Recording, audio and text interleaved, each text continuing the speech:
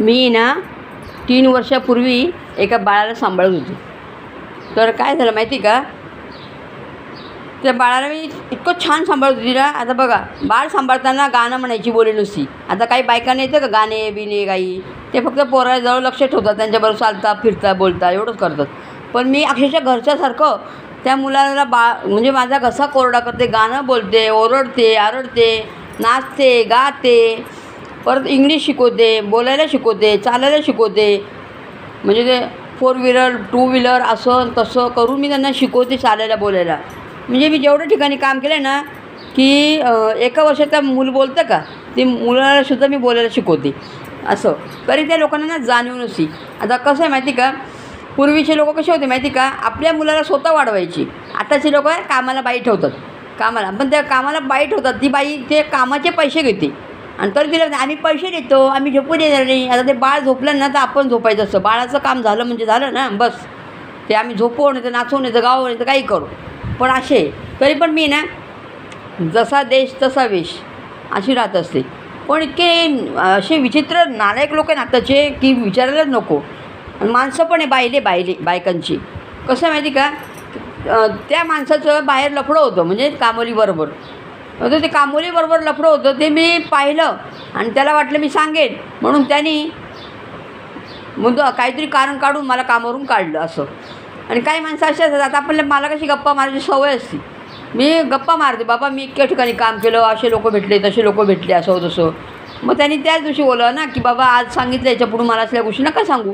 बायकोला सांगितलं. बायकोने ज्यावेळेस मला काम सोडायची वेळ आली त्यावेळेस मला उदाहरण देते की तुम्ही अशा बोलल्या, तुम्ही तशा बोलल्या, असं झालं तसं झालं. मग तेव्हाच सांगायचं ना बाई. हां बरं जाऊ ते पण जाऊ दे विषय. बरं चारित्र्यावर नावं ठेवते ती बाई. बोलते कशी की माहिती आहे तुम्ही काय ते, म्हणजे काय बोलतेस, तुला शोभतं आहे का, तुझ्या आईच्या वयाची म्हटलं मी. म्हणजे इतक्या नालायक बायका असतात, स्वतः ऑफिसला हाफ कपडे घालून जातात, स्कर्ट काय, ब्लाऊज काय, हे काय, पॅन्ट काय, जीन्स पॅन्ट काय, अब्बा डब्बा. मी तर इतक्या ठिकाणी काम केलं ना की अक्षरशः आहे ना, मी कामोली असून मी त्यांच्या पुढं चांगली दिसते. आणि त्या बायका अशा धडाच्या ना गोडाच्या दिसत. त्यांचे कधी नवरे चांगले असतात तर ते बाया धडाचे नसतात, बाया चांगल्या असतात तर नवरे धडाचे नसतात. असे मी म्हणजे इतके ठिकाणी घरात कामं केलेले असे. पण असो, जे असा अपमान करतात ना, ते अपमान करताना विचार पण करत नाही की आपल्या आईच्या वयाची. आता आईच्या वयाची काय, ती माझ्या आईच्या वयाच्या बाया दिसतात त्या. त्यांची जे लहान मुलं मी सांभाळते ना, ते मी त्यांच्यापुढे बावली दिसते. तरी पण आपण म्हणतो चल जाऊ दे, जे काय खाऊन पिऊन मोठे होतात, जाडे होतात, असं मी विचार करते, जाऊ दे.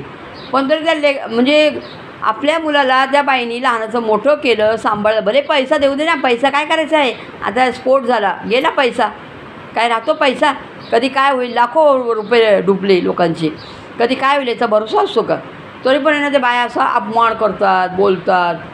पण ते विचार पण करत नाही की आपण कोणाचा अपमान करते. ज्या व्यक्तीने आपल्या मुलाला चालायला बोलायला शिकवलं तिचा तरी असतो. मी म्हणते माझा नाही अपमान केला, तू तुझ्या आईचा केला. तू माझा अपमान नाही केला, तू तुझ्या आईचा केला. बरं ते आता आपण त्यांच्या घरी ना, अगोदर मी कामं वेगळे करते, मग त्यांच्या घरी आपण कामाला लागतो. तर ते धमकी काय दाखवतं माहिती का, की आम्ही सोसायटीमध्ये तुम्हाला एंट्री देणार नाही. मी अक्षरशः आहे ना, मी इतकी खमकी आहे ना, मी त्या सोसायटीत जाऊन सांगून येते की ही बाई अशी बोलली म्हणून.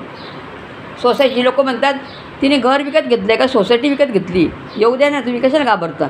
म्हणजे असे नालायक लोक आहे. स्वतःचे पोरं आपण वाढवायला दुसऱ्या बाईला ठेवायचं. मग तेच मुलं त्यांचा बदला घेतात. कसा बदला घेतात की उद्या त्यांना आश्रममध्ये टाकतात. तू मला बाई ठेवली होती ना सांभाळायला, घे मी तुला आश्रममध्ये टाकतो, असं. म्हणजे इथंच करायचं आणि इथंच भरायचं आहे. म्हणून माणसाने ना इज्जत द्या, इन्सर्ट करू नका कोणाचा. का इन्सर्ट करता. आणि कोणाच्या चारित्र्यावर नावं ठेवायचा कोणाचा अधिकार नाही आहे. ती बाई आपल्या घरचं खाते का, आपण तिला 1 कप चहा तरी पाजला का, आपण तिला कुठल्याही हिशोबाने बोलतो आहे. ही पण लाज नाही वाटत बायांना. आता काही ठिकाणी मुलं सांभाळतात ना बाया, पगार बी चांगला असतो, मुलं झोपले तुम्ही झोपा. मुलांचं काम झाल्याशी मतलब, त्यांना शाळेतनं आणणे, त्यांना आंघोळ घालणे, त्यांचं जे काय आहे ते मुलांचं तेवढं झाल्याशी मतलब. बाकी तुम्ही मोबाईलमध्ये राहा किंवा झोपा किंवा काही करा. असे काही बायका चांगल्या असतात, काही चांगल्या बायका इतक्या बेकार असतात ना, स्वतःला ना असं गर्विष्ठ समजतं. अरे पण तुमचा पैसा आहे, तुम्ही चांगलं कमवता म्हणून काय गरिबाचा फायदा घेतात, गरिबाचा अपमान करतात. पण मी पण त्यांना नीटच करते, धडाच शिकवतो. मी पण अशी